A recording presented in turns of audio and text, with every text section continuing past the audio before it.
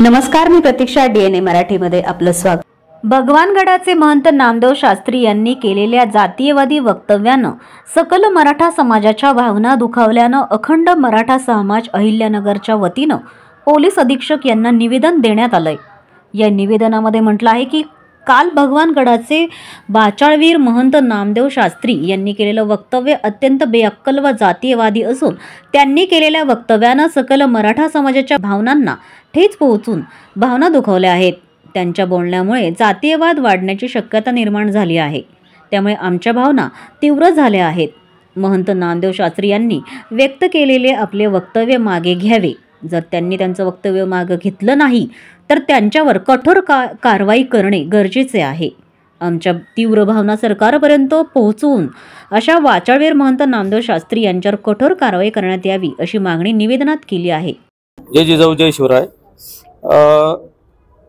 भगवानगडाचे महंत नामदेव महाराज शास्त्री यांनी जे काही बेतालपणाचं जे वक्तव्य केलं, जे काही समाज भावना दुखावण्याचं जे काम त्यांनी जे चालू केलेलं आहे, या संदर्भात आज आम्ही जिल्हा पोलीस अधीक्षक अहिल्यानगर यांना आज एक आम्ही निवेदन दिलं. या निवेदनाद्वारे आम्ही शासनाचं लक्ष वेधतो की असे जे कोणी म्हणत असतील ज्यांनी हे समाज भावना जे दुखावण्याचं जे काम करतात यांना एक तर कठोर शिक्षा द्यावी आणि यांना एक अशी समज द्यावी की यांनी पुन्हा असे कुठल्याही जे आज निर्गुण हत्या झाल्यानंतर जे काही आज त्या आरोपींविषयी महाराष्ट्रामध्ये जे त्यांना कठोर शिक्षा व्हावी, त्यांना फाशी व्हावी या संदर्भाचं रान उठलं जातं.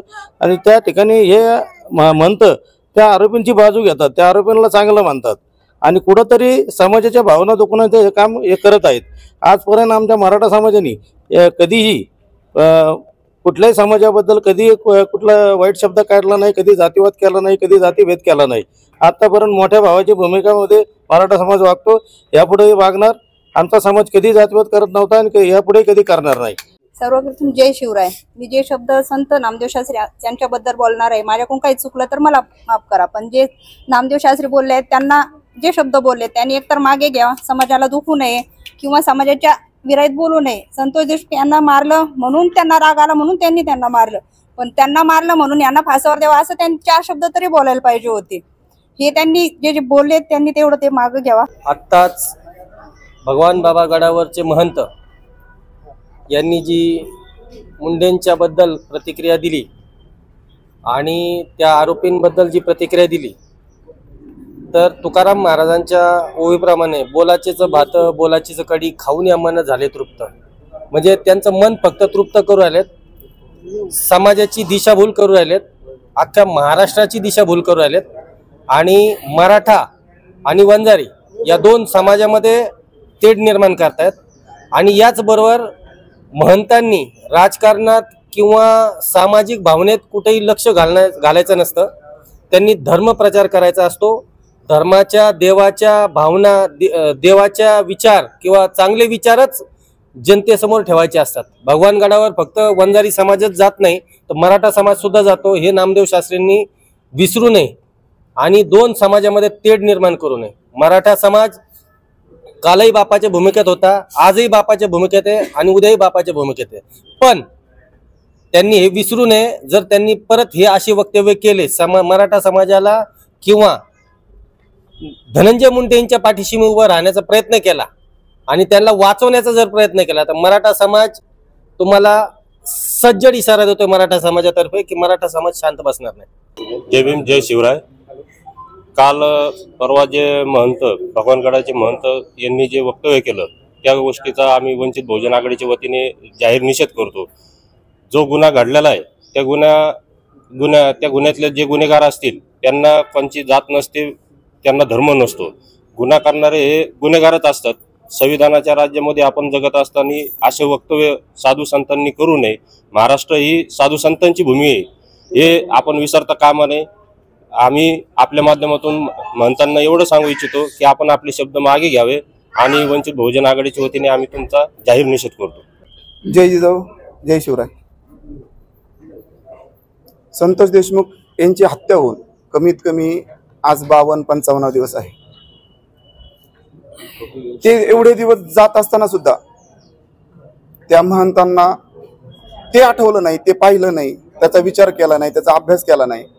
पण ज्या वेळेस धनंजय मुंडे हे त्यांच्याकडे गेले, धनंजय मुंडेंचा हेतूच हा होता का कुठेतरी समाजात भांडणं लावात, नामदेव शास्त्री काहीतरी बोलतील, मग समाज नामदेव शास्त्रींच्या आडून समाज त्यांच्याकडे आकर्षित होईल. यांच्याकडे आकर्षित झाला नाही म्हणून समाजात भांडणं लागले नाही, पण एका संताच्या महंताच्या आडून समाज एक करायचा आणि मराठा आणि वंजारी समाजाचे वाद लावायचे.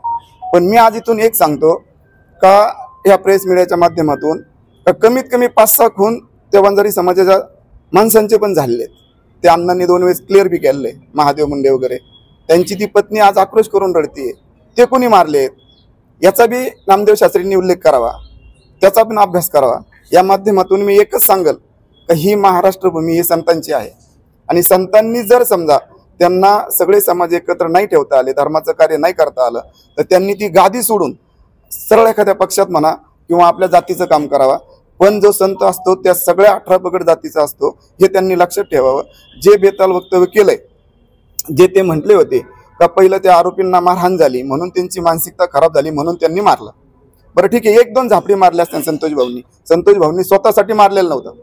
जे अशोक सोनवणे जे होते बौद्ध समाजाचे, त्यांना हे मारहाण करत होते, हे मध्यस्थी गेले आणि धक्काबुक्कीत त्यांचे फक्त वाद झाले. मग त्या वादाचा विचार असतो, तुम्ही माणूस जीवच मारणार आहेत का? 1-2 फटके मारल्याचे सोडलं असतं तर प्रकरण थांबलं असतं. पण एवढी हाल करून म्हणजे त्यांचे एक अवयव कापून डोळे भाजून मग त्यांच्यावर मारण्यात आलं. शेवट जीव जात नव्हता तर छातीवर उड्या मारल्या त्यांनी. WWE सारखं खेळले त्यांच्यासंग. म्हणजे एवढं क्रूरपणा यांच्यात असताना 15 गुन्हे असताना नामदेव शास्त्री त्यांची बाजू घेतात.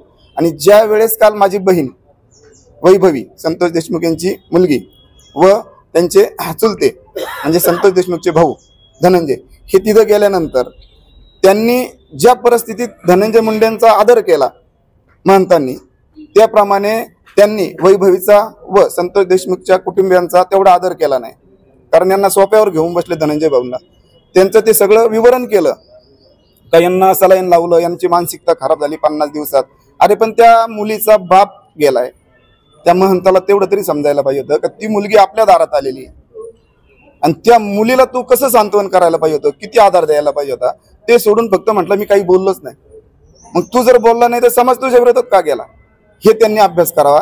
आणि महंतांनी जर समजा त्यांना यापुढेही समाजात तेढ निर्माण करण्याचे प्रयत्न करीत असले, आरोपीला पाठीशी घालण्याचा प्रयत्न करत असले, तर त्यांनी पवित्र भगवानगडाची गादी सोडावी आणि मग त्यांनी वक्तव्य करावं. मग त्यांना मी समजल की 18 पगड जातीचा समाज आपल्यावर कसा चालून येईल. सगळ्यात महत्वाचं म्हणजे हा मराठा समाजापुरता विषय नाही, हा गुन्हेगारीचा विषय आहे, हा समाजाचा विषय नाही. एक गुन्हेगार प्रवृत्तीच्या लोकांनी एका चांगल्या सरपंचाला मारलेला आहे का त्याच्याकडे अनेक त्या सरपंचांनी ग्रामपंचायतीसाठी जे निधी आणले, जे पुरस्कार घेतले, त्यातून आपल्या सगळ्या बांधवांना कळत असेल का तो माणूस खरोखर चांगला होता, तो माणूस सहकार्य करणारा होता. आणि त्याच्या घरी मुळात ते मुंडे किंवा मुंडे समाजाचे जे लोक आहेत, आपण कायम वंजारी म्हटलं ते समाज बरोबर नाही वाटत, पण धनुभाऊ तुमच्या समाजाचे लोक आज त्यांची इथं कामं करतात देशमुखच्या घरी, त्यांना वाटत नसेल का काही? मग तो जातीयवाद म्हणा तर ते लोक निघून गेले असते ना आतापर्यंत 50 दिवसात, तरी आज त्यांच्या घरी ते ठाम आहेत, त्यांची बाजू घेत आहेत. त्यांच्या बाजूने आज त्याचा जो आक्रोश होतोय त्याच्यात त्यांच्या डोळ्याला पाणी येतंय. याचा अर्थ हे समाजाची लढाई नाहीये, हे गुन्हेगार प्रवृत्ती विरुद्ध ही 18 पगड जातीच्या सगळ्या समाजाची लढाई आहे. आणि ही गुन्हेगारी पूर्ण संपवल्याशिवाय एक बी समाज शांत बसणार नाही, एवढं तुमच्या माध्यमातून सांगतो. आणि यांना अभय कुणी जो पण अभय देईल, संत असो महंत असो कोणता नेता पण असो, त्या नेत्याला हा शेवटचा इशारा आहे का जर तुम्ही त्यांना पाठीशी घालणार असले तर तुमची बी गय होणार नाही, तुमची बी रस्त्यावर ससे हलपट फरफट होणार आहे हे त्यांनी लक्षात ठेवावं. प्रतिनिधी मुंतजीर शेख, DNA मराठी, अहिल्यानगर.